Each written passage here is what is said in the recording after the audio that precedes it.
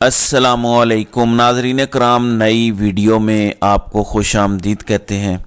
मुल्क भर से मौसूला इत्तलाआत के मुताबिक पाकिस्तान तहरीक इंसाफ और इमरान खान जीत रहे हैं, उनकी पार्टी जीत रही है और उनको हराने के लिए अभी तक जितनी भी कोशिशें की गई हैं वो नाकाम साबित हुई हैं। मुस्लिम लीग नवाज़ पीडीएम बिल्कुल नहीं जीत रही, बल्कि वो दूसरे नंबर पर भी नहीं आए, बल्कि अगर वो आए भी तो आज़ाद अरकान के बाद उनका तीसरा या चौथा नंबर होगा। पीपल्स पार्टी दूसरे नंबर पर रहेगी, वो इसलिए कि सिंध में उनकी पोजीशन मुस्तहकम है और वो कुछ सीटें इधर उधर से भी निकालने की पोजीशन में है।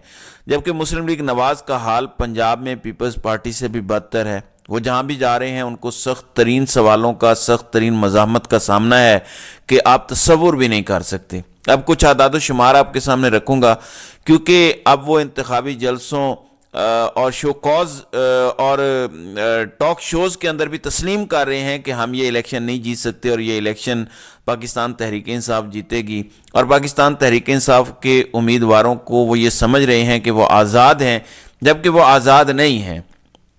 तहरीक इंसाफ हर मेंबर ने, हर टिकट होल्डर ने अपना टिकट जमा करवाया है और तहरीक इंसाफ की जानिब से अथॉरिटी लेटर जमा करवाया है। उसके बाद उन्हें इंतखाबी निशान मिला है। लोग ये समझ रहे हैं या ये समझाने की कोशिश की जा रही है कि ये आज़ाद अरकान होंगे तहरीक इंसाफ के जो कामयाब होंगे बल्ले के निशान के बगैर, जबकि हकीकत में ऐसा नहीं है। वो पार्टी के ही लोग हैं, तहरीक इंसाफ के ही लोग होंगे। अब इन सब को ख़तरा कहाँ से है?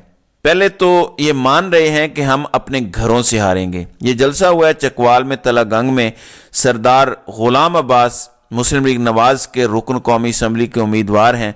उनके जलसे में एक बात अनाउंस की गई है और ये हर जगह बात की जा रही है कि हमने हारना कैसे है, यानी नून लीग कहाँ से हारेगी, कैसे हारेगी, हमें किसने हराना है। ये ज़रा सुन लें, उसके बाद फिर कुछ आदाद शुमार पर बात करते हैं। दुआ से पहले एक बात मैं अपनी जमात के यहाँ आने वाले लीडरों से दरख्वास्त करूंगा कि उसको ज़हन में रखना है। हर एक ने अपने घर में जरूर देखना है, खास करके अपने बच्चों को जरूर देखना है कि हमें नुकसान कहीं अपने घर से ना हो जाए। इसको ज़हन में जरूर रखें कि अपनी जो आने वाली नई नस्ल है वो इन पिछले 4 सालों में कुछ गलत राह पे चल पड़ी है, उनको लाइन पे लाना है और उनके वोट अगर जमात को मिल गए तो कोई और ताकत नहीं इनको हराने का। जी, तो ये कह रहे हैं कि हमने अपने घर से हारना है, आपने अपने बच्चों पे नज़र रखनी है। बच्चे किसको वोट देते हैं? वो कहते हैं कि पिछले 4 सालों में हमारे बच्चे बेराह रवि का शिकार हुए हैं, रास्ते से हट गए हैं। वो बच्चे 4 साल से नहीं, वो 27-28 साल से तैयार हो रहे हैं। जो उस वक़्त बच्चे थे वो जवान हो चुके हैं, जो उस वक़्त जवान थे वो बूढ़े हो चुके हैं बातें सुन के, और उनमें आ चुका है शऊर। यही बात इमरान खान ने अडियाला जेल में 2 दिन पहले कही थी। उन्होंने कहा कि फ़ौज के अंदर भी मैं जीतूंगा, फ़ौज के अंदर भी मेरा वोट बैंक है। और ये बात दुरुस्त है कि फ़ौजी ख़ानदान भी इमरान खान के साथ हैं, पाकिस्तान तहरीक इंसाफ के वोटर और सपोर्टर हैं, क्योंकि वो हमारी सोसाइटी का हिस्सा हैं। वो हमसे बाहर से तो नहीं आए। उनमें कई आला अफसरान हैं, कई मीडियम रैंक के लोग हैं, मेजर हैं, कर्नल हैं, पाकिस्तान की फैमिलीज़ हैं। एक ही बंदा वर्दी पहनता है, बाकी तो सारे उनकी फैमिली के सिविलियंस होते हैं। तो उनकी भी एक अपनी सोच है। हमारे फ़ौजी जवान भी, फ़ौजी अफसरान भी एक ख्वाब लेकर फिर रहे थे कि पाकिस्तान तरक्की करे, पाकिस्तान से इस करप्ट टोले को निजात हासिल हो, ये ख़ानदानी सियासत ख़त्म हो। वो भी खुश थे कि चीज़ें तब्दील हो रही हैं, लेकिन आनन फानन जो कुछ हुआ, फिर बीबीसी की जो स्टोरी आई उसमें जिस तरह से रिटायर्ड फ़ौजियों, बुज़ुर्ग फ़ौजी ख़ानदानों, बुज़ुर्ग कौमी फ़ौजी जर्नैलों को और उनकी फैमिली को जिस तरह से टॉर्चर किया गया, वो भी हम सब के सामने है। तो ये है वो बुनियादी बात जहाँ से तहरीक इंसाफ ने जीतना है।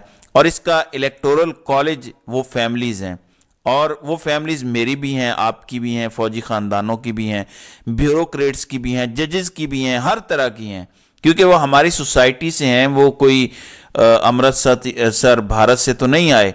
اب یہ کہہ رہے ہیں کہ ہم نے مینڈیٹ چوری کرنا ہے تحریک انصاف کا، جو امیدوار جیتیں گے ان کو ہم نے ہضم کرنا ہے، اور وہ پلان بتا رہے ہیں. یہ ذرا سن لیں کہ فیاض الحسن چوہان صاحب یہ کیا پلان بتا رہے ہیں، ذرا ملاحظہ کریں. کیا لگتا ہے آپ کو؟ بریکنگ سن لیں آپ.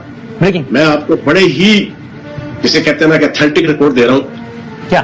پی ٹی آئی کا جو بھی آزاد حیثیت سے بندہ اگر سپوز جیتے گا ہاں 15-20 صوبائی کے اندر 15-20 قومی کے اندر، وہ کمٹمنٹ کر کے جیتے گا کہ بھائی جان جیتنے کے بعد میں پارٹی کا نہیں ہوں، میں آپ کا ہوں.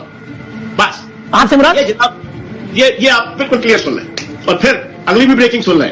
ہاں یہ جتنے آزاد جیتیں گے اس دفعہ کے الیکشن کے اندر 33% کے راؤنڈ اباؤٹ صوبہ پنجاب کے اندر بھی، کے پی کے اندر بھی، اور سندھ کے اندر بھی، بلوچستان کے اندر بھی اکثر ہوتے ہیں، اور وفاق کے اندر بھی 33% کے راؤنڈ اباؤٹ آزاد امیدوار جیتیں گے.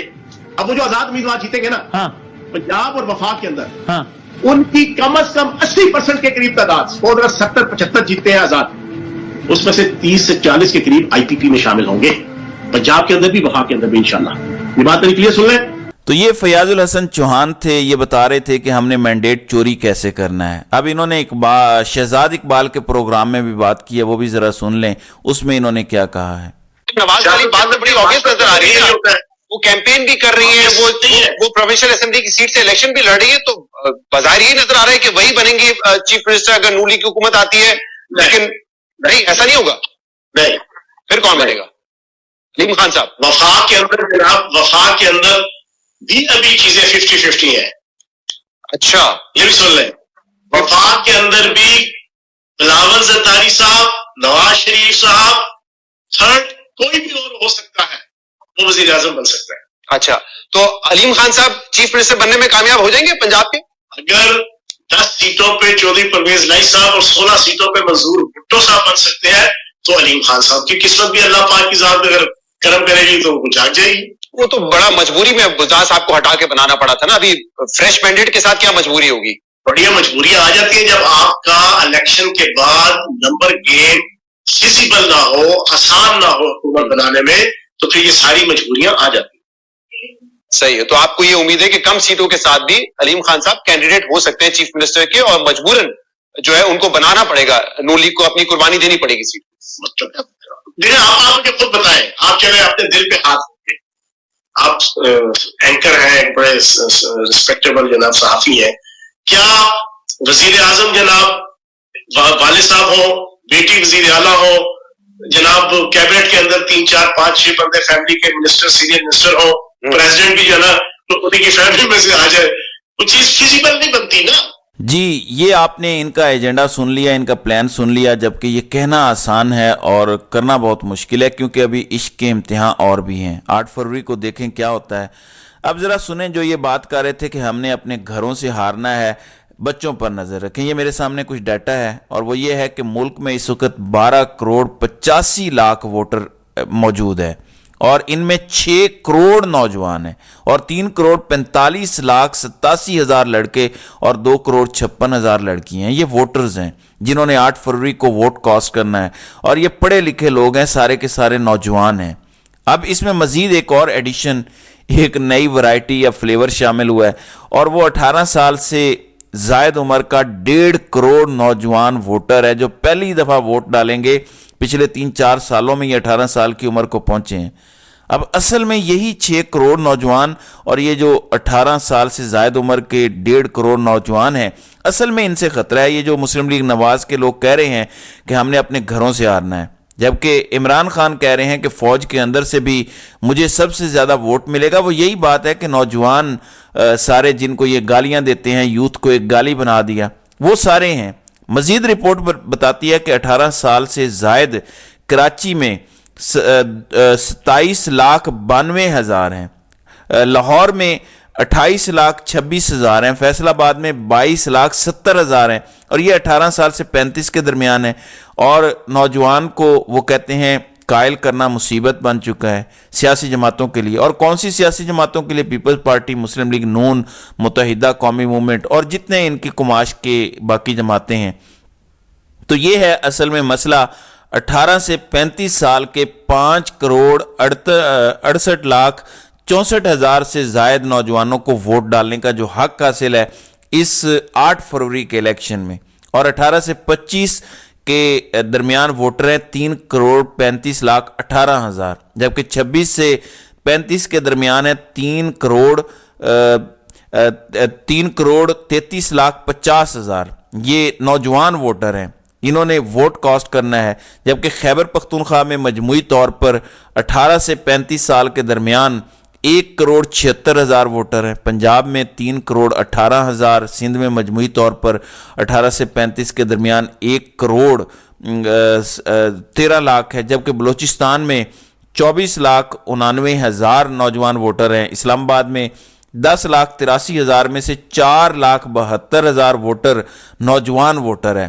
तो नाज़रीन इकराम, ये है इलेक्टोरल कॉलेज और ये है लोगों का वोट बैंक। असल में यहाँ से फैसला होना है जो सबसे ज़्यादा मसाइल का ये शिकार हैं। इसलिए ये कहते हैं कि 8 फरवरी को अगर ये नौजवान बाहर निकल आया तो फिर हर तरफ सर ही सर नज़र आएंगे सड़कों पे, और फिर वो तबाही फिरेगी कि कहीं दूर दूर तक नून लीग, पीपल्स पार्टी और इनके सहूलतकार नज़र नहीं आएंगे। तो नाज़रीन इकराम, आपकी इस वीडियो के हवाले से क्या राय है? आप अपनी राय का इजहार कमेंट सेक्शन में ज़रूर कीजिएगा।